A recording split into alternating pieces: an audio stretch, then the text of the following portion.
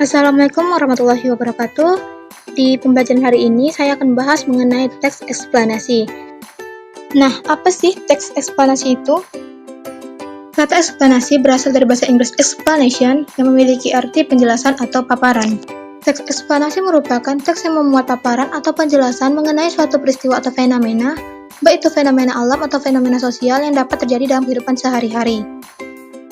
Fenomena alam yang dapat dipaparkan berupa fenomena gunung berapi, tanah longsor, gempa bumi, banjir, dan lain sebagainya. Sedangkan fenomena sosial yang dapat dipaparkan berupa fenomena demonstrasi, tawuran, kemiskinan, dan lain sebagainya. Teks eksplanasi bertujuan untuk memaparkan atau menjelaskan bagaimana dan mengapa suatu peristiwa atau fenomena dapat terjadi. Teks eksplanasi juga bertujuan untuk memberikan wawasan dan pengetahuan dengan jelas serta logis kepada pembaca, yang mana dalam teks eksplanasi ini memuat dengan jelas tentang sebab, akibat, serta proses terjadinya suatu peristiwa atau fenomena.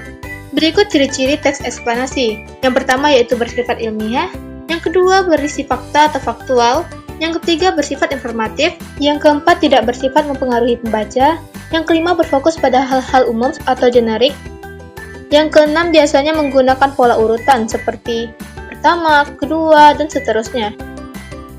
Selanjutnya, struktur teks eksplanasi. Nah, struktur teks eksplanasi ini meliputi pernyataan umum, yang mana pada bagian ini berisi identifikasi fenomena yang merupakan bagian yang mengungkapkan atau penggambaran umum dari sesuatu yang akan dijelaskan. Yang kedua, rangkaian kejadian. Pada bagian ini dijelaskan tentang penyebab dan akibat yang ditimbulkan dari fenomena tersebut. Bagian ini disebut juga dengan deretan penjelas. Yang ketiga yaitu interpretasi. Bagian ini berupa pendapat atau sudut pandang penulis, tentunya berdasarkan data dan penjelasan dari fenomena itu sendiri. Pada bagian ini juga berisi kesimpulan penulis terkait apa yang sudah dijelaskan sebelumnya. Materi selanjutnya adalah kaidah kebahasaan teks eksplanasi. Yang pertama yaitu penggunaan kalimat pasif yang ditandai dengan kata kerja perawalan di atau ter.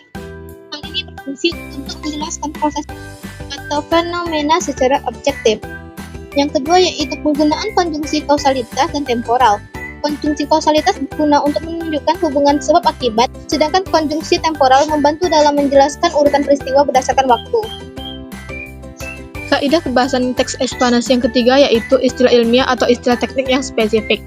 Teks eksplanasi biasanya menggunakan istilah yang berkaitan dengan bidang ilmu tertentu agar penjelasan lebih akurat dan terstruktur.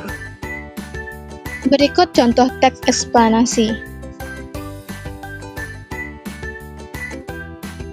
Demikian materi dari saya. Sekian, terima kasih. Wassalamualaikum warahmatullahi wabarakatuh.